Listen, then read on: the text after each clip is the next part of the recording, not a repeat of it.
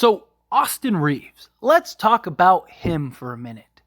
Austin Reaves was fantastic in the back half of this game as well as overtime. And we saw the vintage Austin Reaves and the Austin Reaves that I thought would show up this season. Now, up until that point, Austin Reaves really struggled. I mean, he was unplayable at times this year. And he has really just not found his groove entirely. And if I'm being honest, I still want to see it over the entirety of a game. I don't want to fully say he is back yet, but this was a great sign in the right direction that Austin Reaves is going to return. Now, I repeatedly talked about how I thought Darvin Ham needed to continue to play him, but kind of shorten the leash a little bit. Like, one of the knocks that I had on Darvin Ham was that I felt like he was playing Austin Reaves too heavily, even though he was struggling. Now, there is still a real part of me that believes that Austin Reaves should come off the bench, and that's nothing against Austin Reaves, right? I just think his impact is relatively the same. I think you could argue that his impact would be even greater off the bench, especially if Austin Reaves can get back to the true form that we saw last season. I think that impact off the bench would be fantastic, and I think Austin Reaves could kind of be a little bit more of Austin Reaves if he was coming off the bench. But if he does start and continues to start over the course of the season, we need him to be the guy he was this game.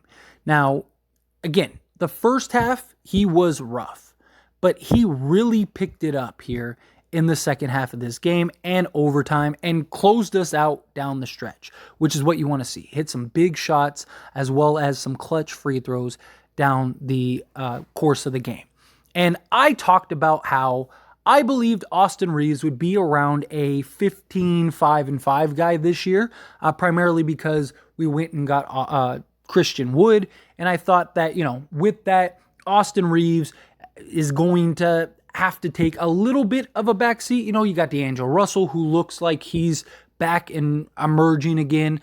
You have LeBron James, Anthony Davis, and Christian Wood, not to mention Rui Hachimura, that I wouldn't be surprised if Austin Reaves was like, a 20-point-a-game guy, and, he had that level of impact, but I thought realistically he would be around a 15-5-5 guy. Well, this game, he was a 15-7-7 guy.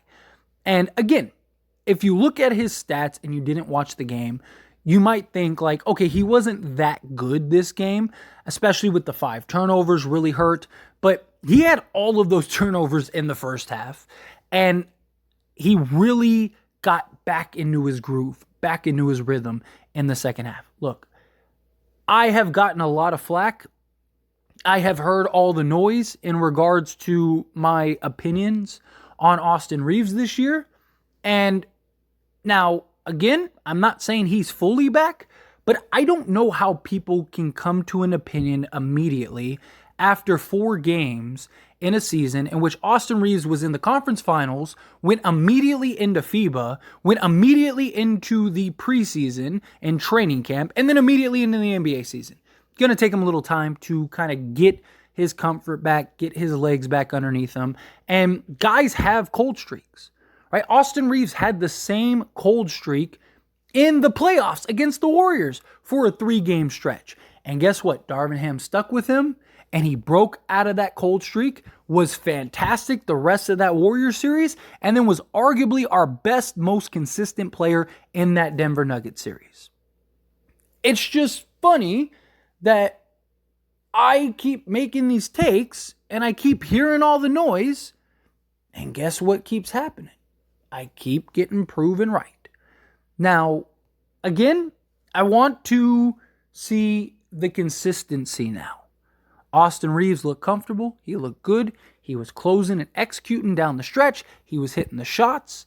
He was getting to his spots. He was able to create contact. He was doing everything that we wanted to see Austin Reaves do. But I need him to put it together for the course of a game. Now, I do credit Darvin Ham to an extent for sticking with Austin Reaves.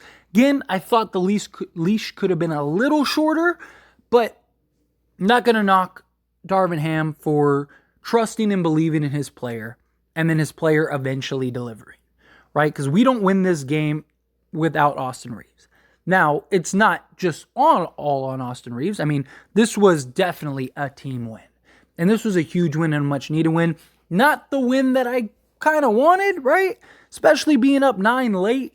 You want to close that game. You want to finish that game. You don't want to end up allowing them to go into overtime. But credit Paul George. I mean, the guy hit like ridiculous shots, right? I mean, it was unbelievable, right? And so, sometimes it's just how it goes.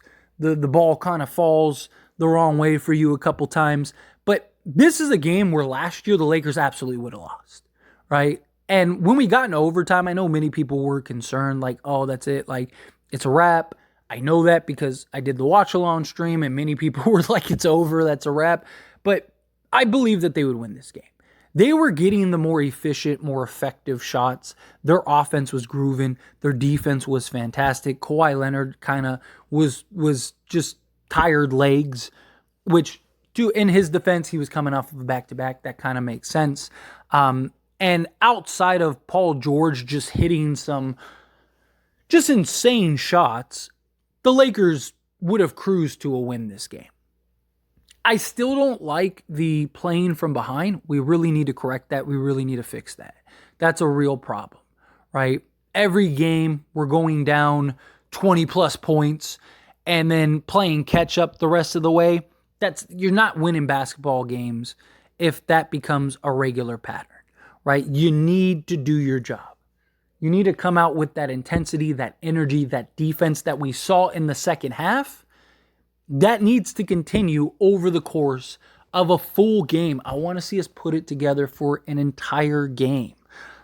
It was great that we didn't give up and we kept fighting and we kept pulling and we kept pushing, and Austin Reaves kind of just kept playing his game, and he didn't let his poor play affect him when we needed him most down the stretch, right? Like, you see a lot of guys that they'll have those types of streaks, and, and then even it just seems like it's continuing, and you're just like, man, like, I need to get out of this. And you see guys a lot of times trying to do too much, or they just kind of get in their own head, and it becomes more of a liability than what it should be, which is them trying to fix it, them trying to correct it.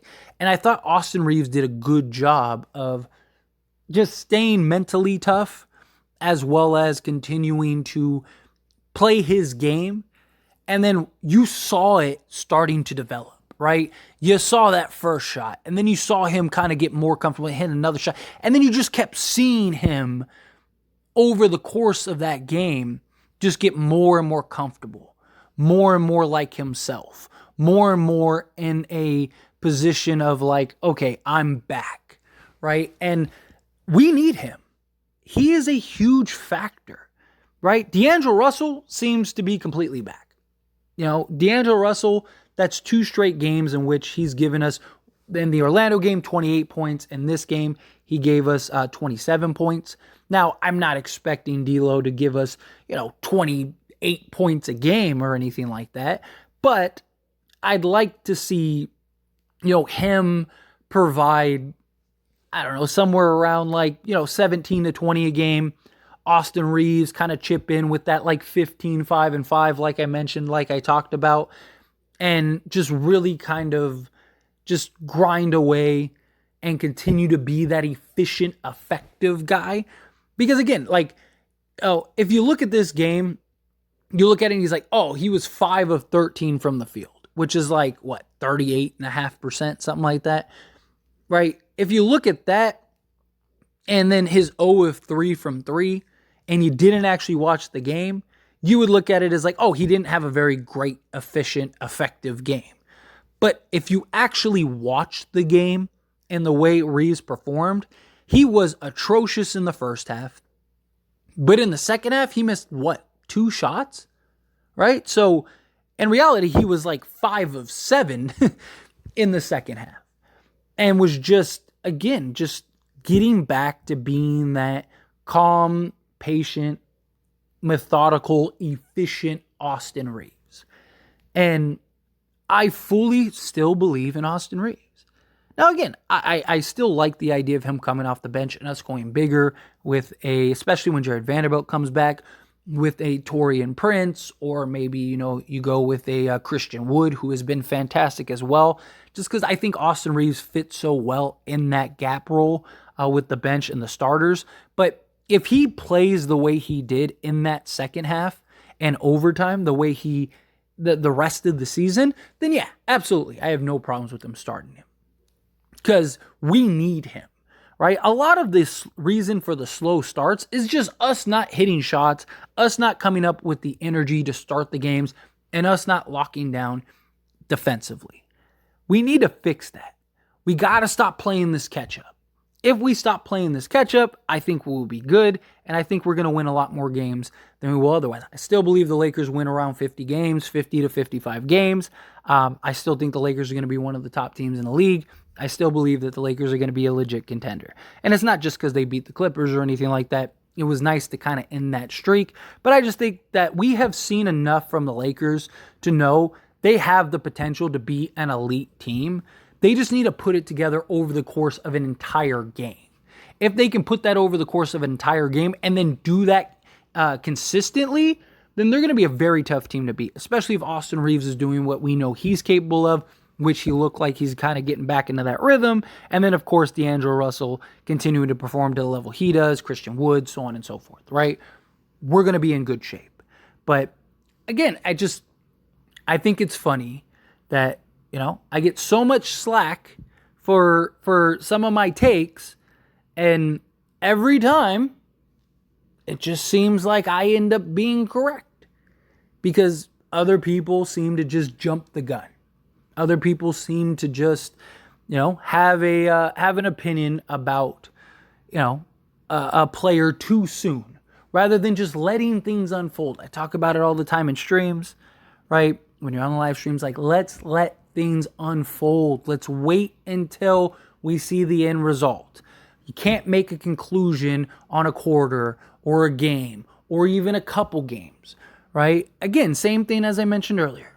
I want to see Austin Reaves start putting it together over the full course of a game. I'm not saying he's fully back yet, but that was a great sign. But anyway, as always, this is a discussion, so I pass the question on to you. Let me know your thoughts and opinions down in the comments below. What do you think? Do you think Reaves is back? Do you think no? You agree you need to see a little more? You need to see that kind of take course over the entirety of a game, and kind of continue to see that trend continue? However you feel, whatever your thoughts are, I'd love to hear it, so let me know down in the comments below.